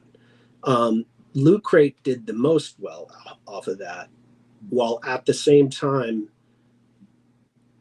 devaluing their product by diluting it. So what people were buying in the original Loot Crate product was a wide variety of like fandom related things. So they'd like keep 3 of the things, give away 2 of the things, right? But when you start to specialize, like the Halo crate, right? You're getting PR from Halo. You think you're on top. It's huge.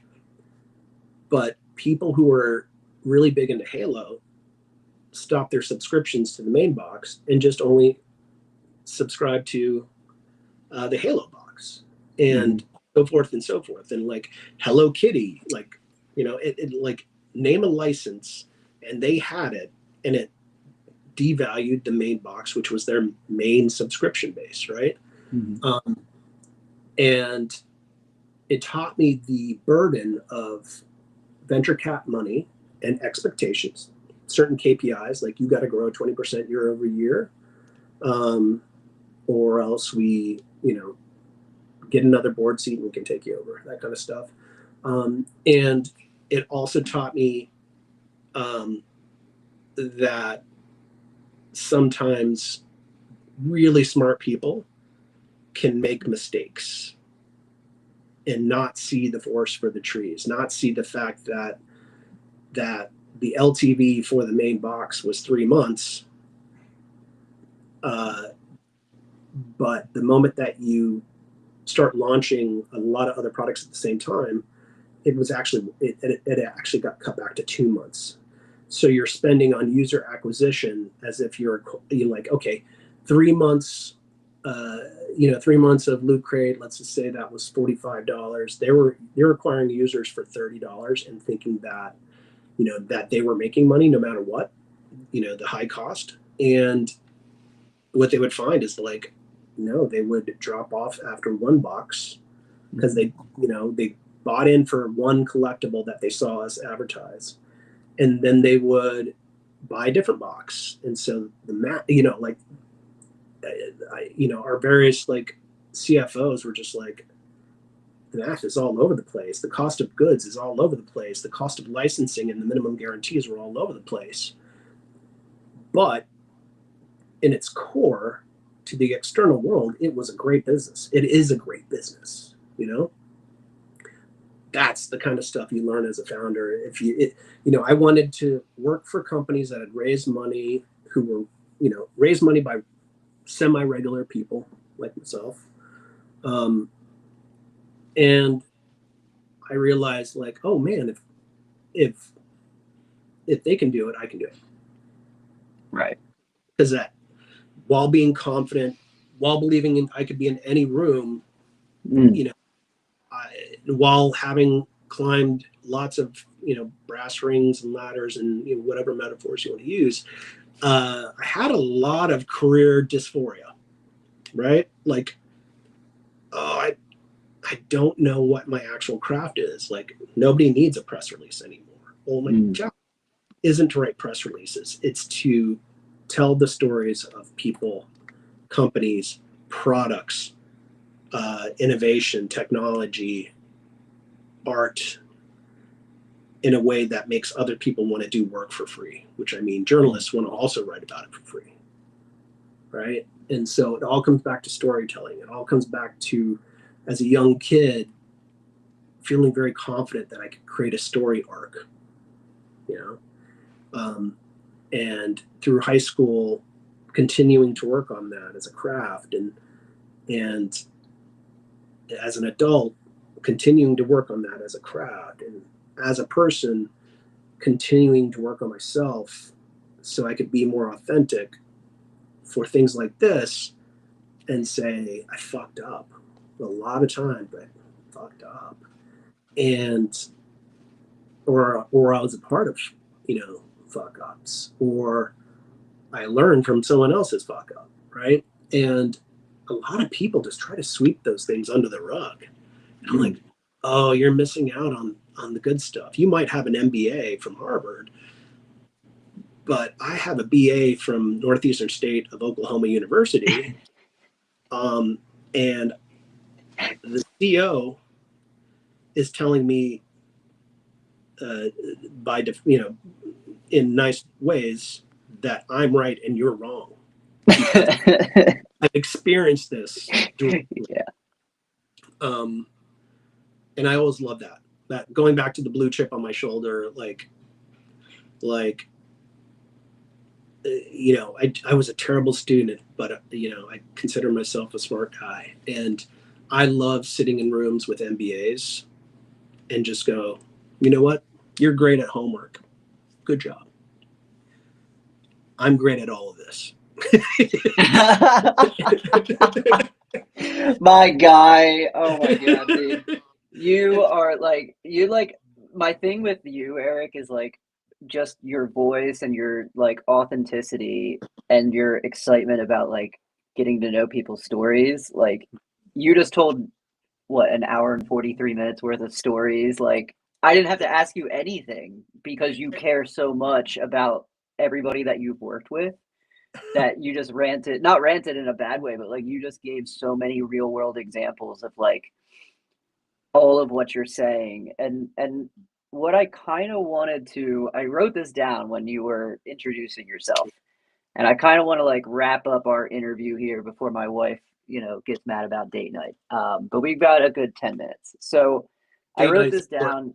Date night is important. See, I'm setting my boundaries. But what I want to end we're gonna have to do a part 2, because like we could go for days. Maybe we'll figure that out. But to wrap up this episode, when you were introducing yourself, what resonated with me was that you acknowledge that you are your words, you gravitate towards degenerates, rebels, punk rockers. They called you Frugal Frank, right? Like, I love those names. Why what is it about those, let's just call them, like, I don't know, rebels instead of degenerates, but like, what about the rebellious many of them were person? Degenerates. Yeah, we are. It's fine. Like, I put myself in this camp, so like you can just talk to me, I guess, is like, why do you find yourself wanting to work with fellow degenerates? And I want you to take this opportunity to, like, you know, this will be your cap. Yeah. Let me clarify. You're not a degenerate. I don't care whatever you've done in your past or your future. And what I said really was, all of my heroes were degenerates, like by their own admission, right? Like Bukowski, Kerouac, Kurt Cobain, you know, all of these artists across a plethora of art. I call them degenerates with love, because it's like they just don't fit into society, and I never felt like I fit. And so they are the ultimate authentic people, even though they're not good people, right? Bukowski was a horrible drunk and a abusive person, right? Like I'm a person that separates a person's art from their humanity, because life hits people differently.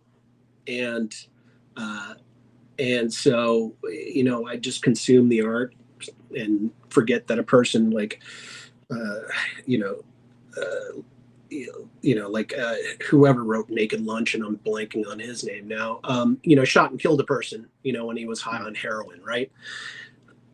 So what I'm attracted to are people who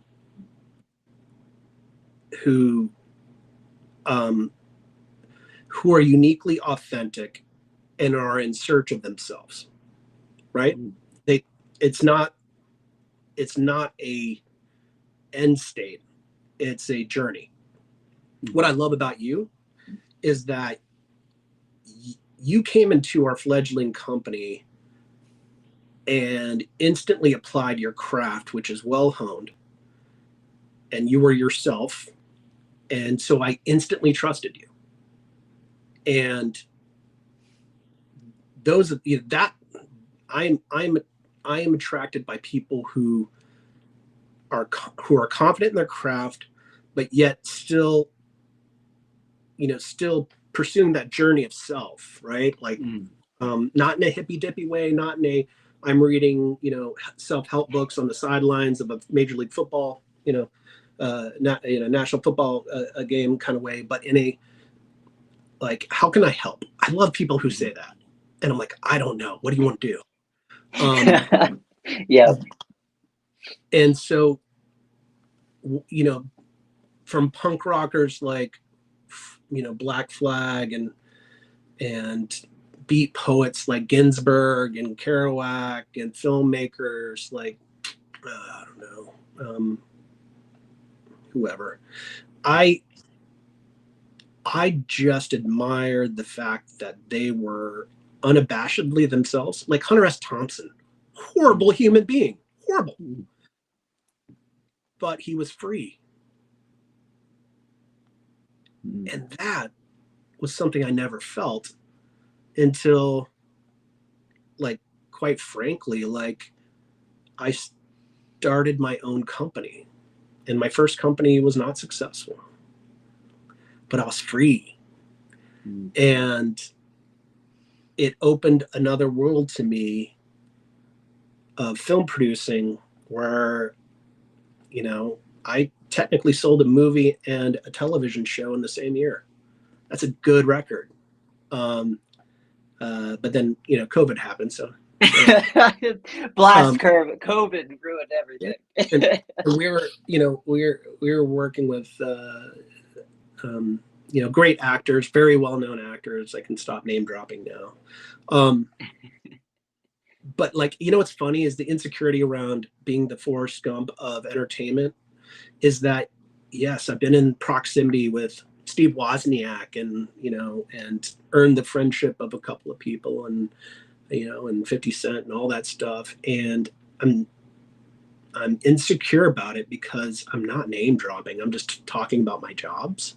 And I don't think that their involvement was the cool part of the job. It was the expression of their art, which was the cool part of the job. Like being on the set of a music video, that experience, cool part of the job. being on the set of, the first Punisher movie with Thomas Jane, cool part of the job, right?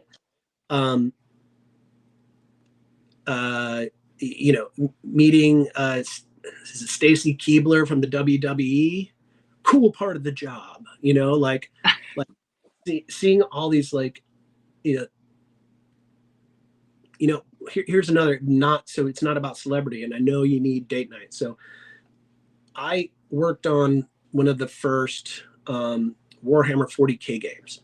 Dude, I'm building Warhammer 40K right now. My friend is getting me into. Okay, holy shit, I'm clipping it. Go ahead, continue. So I was working with, I believe it was Avalanche, and we were working on Warhammer 40K Fire Warrior.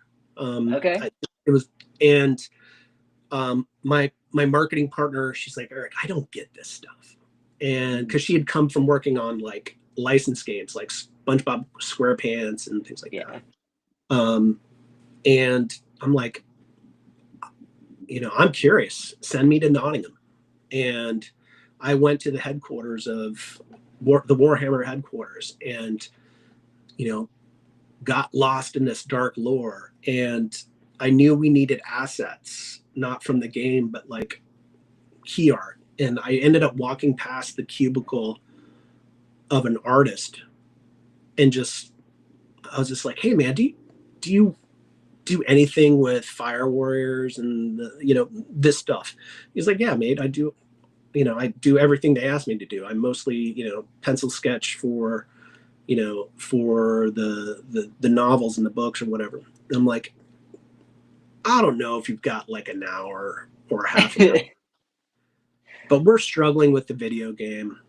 We're trying to come up with a compelling cover image. And while reading Warhammer books on the plane ride over to the UK, I kept thinking, because I grew up in the UK and I grew up on 2000 AD comics. So like the apocalyptic future, like just appealed to me, but I was new to Warhammer. And I was just like, this is a character they kind of look weak in this world full of like, Imperium, big ass, badass guys. Can you put a Fire Warrior on like a mound of skulls and make it look like it was their trophies, it was that, like make it look like that was their prize, right? And he's like, that sounds killer. Like, go have a beer in our in-house pub and then come back to me in an hour. And that image became the cover of Warhammer 40K Fire Warrior. Oh my God, dude. What? You've never told me this shit. What? And that was, talk about like way out of my lane. I just called Monica. I was like, I got your cover. And she's like, what? I said, either I'm going to use it to pitch a magazine cover, or you're going to use it for the box. But I think you should use it for the box. And I emailed her it, and she's like, yeah, this is great. Let's just colorize and turn it into something professional. And that's when I knew I can just do stuff outside of what I'm told to do. And as long as it's earnest and it's for the team, no one's going to say, what the F, right? Right.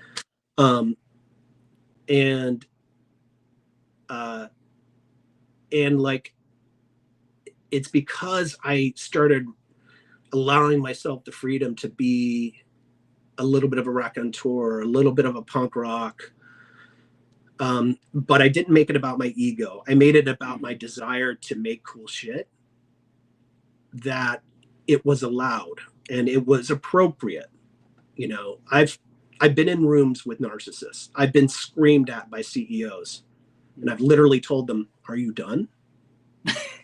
But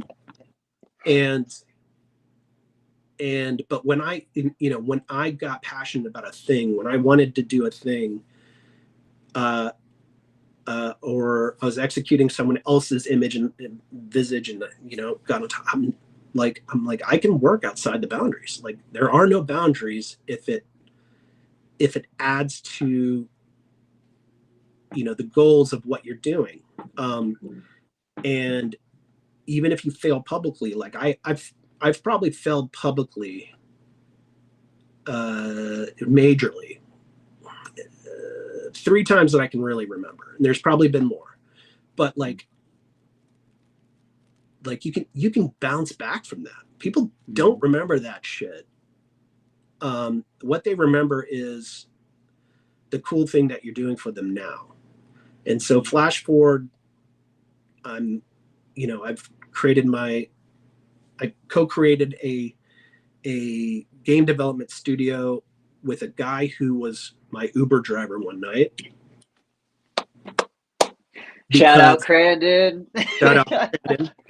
Because just a random guy started pitching me a game in an Uber at 11:30 at night. And I said, you know what? I'm going to do what most people don't do. I'm going to listen. I'm going to throw away my ego and I'm going to listen. And it is a phenomenal idea. Shout out to Unyverse.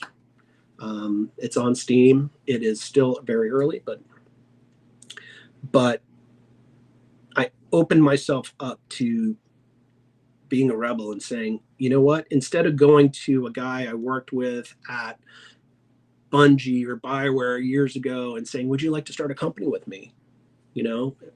I found talent who is Crandon Dillard is passionate, emotionally connected to the outcome, pragmatic, an incredible leader, and an incredible person, and someone who is dedicated to the art of learning, right? Like he's a self-taught Unreal developer, and I fucking love that. I'm like, you're a fucking punk rock guy like me, right? Mm-hmm. Like, you want to learn, you want to take risks, and so I was like, I'm going to help you build a company. And then with my own stuff, because you have to pay the bills when you're a founder, I went back to music and games, and I created a niche. I created a niche that few people really understand or are executing on it really well, which is everyone looks at music licensing as the only thing that you can do in games. Give me a sync license. Give me a brand slap. Let's put Olivia Rodrigo in Roblox and take over this game. Whereas I work with artists and say, what game experiences do you want to create, which are an extension of your music, that don't have to have your music in there, because music licensing, the artists don't own their music most of the time. You got to go through the publisher, the label, the rights holders. So what experiences can we create to give you another point of engagement with your fan base? Because in between albums, you may drop singles, but there's dead air. And so now I'm working with, I can't name a couple names, but I'm working with a very, very, very, very famous and emerging, like blowing up emerging hip hop artist with Sony Music on a Fortnite experience that doesn't exist. And it's not just a skin of him running around and building. It's legitimately like a playable music video. And shout out to my guy Tim, goes by Trimix on YouTube. Like, I heard Sony wanted something for this artist, and I had met Tim, and I created this idea in my head, and then I brought it all together and got everybody to sign off on this. And then I started working with Five Finger Death Punch, and because Zoltan Bathory was the face of Call of Duty Season 5, the guy with dreads. Yeah, he's my buddy, and they're a 10 platinum hard rock band, the successors to Metallica, basically, because they're on tour with Metallica, or were. And come to find out, he's just a huge jiu-jitsu fan, and like literally a world competitive jiu-jitsu artist. And he just started a professional grappling federation. Think of UFC, but for jiu-jitsu. So cool. That is just like so cool. All the things that you do, man. Like, keep going. I'm sorry. And the reason why I'm mentioning that is these artists are only known for the one thing, and they come to me to go, help me tell the story about the other things. So my final thing that I'm working on as a consultant as well is I'm working with Slipknot, and Clown from Slipknot is, spilling the tea on the first episode. Let's go, Eric. Yeah, let's go. Clown from Slipknot is, he's a lot. I when he talks about his love for video games, I hear myself. They are an escape for me. They're a structured world of order. That before I created my foundation in mental health, like I'm on the right meds now. I'm on, I'm completely sober. Like literally I had to get that foundation together to be my best self, to rise to the occasion of these opportunities. But to finish this off, I kept hearing all these things from Clown, and the reason why he plays games were to find that structure, to find that escape. And I think by the time that this really starts to get out and make a little noise, I think I can kind of break it here, is that he and his son are super into Minecraft. And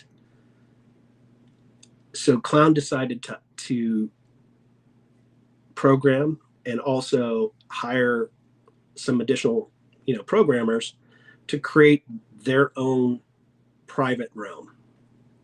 And this private realm is dedicated to a little bit of Slipknot, but it's not promotional. There's no upcoming album that's connected to this. He's not trying to sell anything. It's its own universe, inspired by some of his experiences through Slipknot. It even has some memoriams to some of the bandmates that have passed on throughout the year. Cool. And he trusts me to tell that story.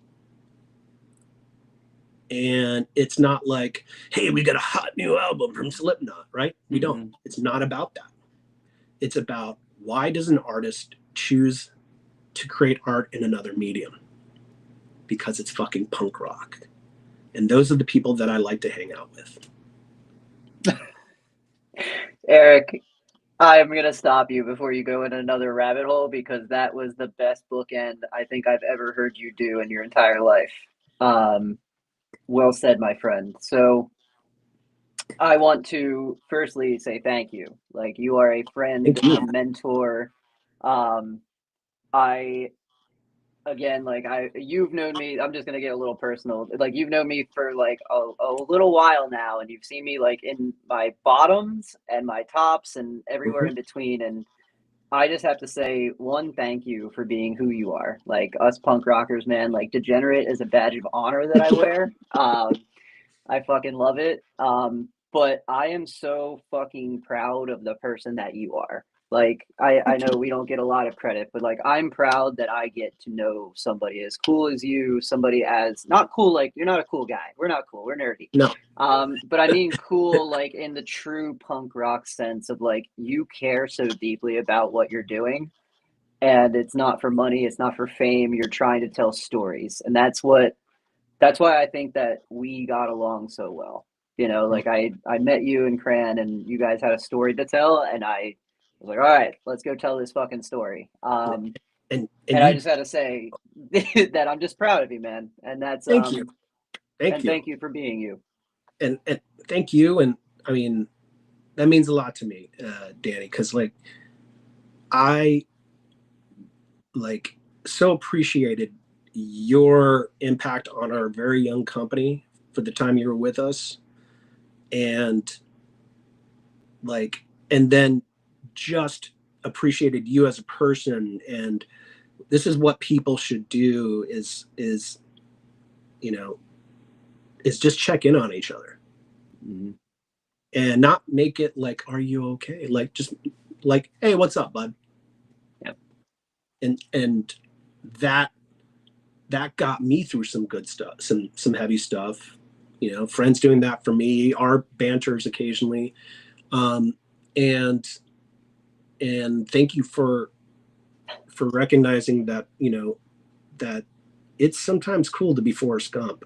You know, you don't always have to be, you know, in you don't always have to be the lead singer, and that's the, you know, it's pretty cool to mix metaphors as well. Yeah, you're the master of metaphors. Everybody, Erik Reynolds. Erik, I'm going to put your information in the show notes so that everybody can drop you follows when you decide where to go. And I'm just going to put it out there. Whenever any of the news that you dropped comes out, if you and Slipknot or anybody wants to come and talk about it, or maybe do a playthrough, you know where to find me, because my podcast will be way better than what it is right now. Because this is episode 1, and I can't wait to see where you go, my friend. Like, keep texting me, keep coming my way, and we're going to send some people your way. I appreciate you, man. You can catch me on IG. I'm BuzzSpinner, and that's where I spend most of my time. Cool. We're going to link it up in the show notes, everybody. Until the next time, keep on making some cool shit.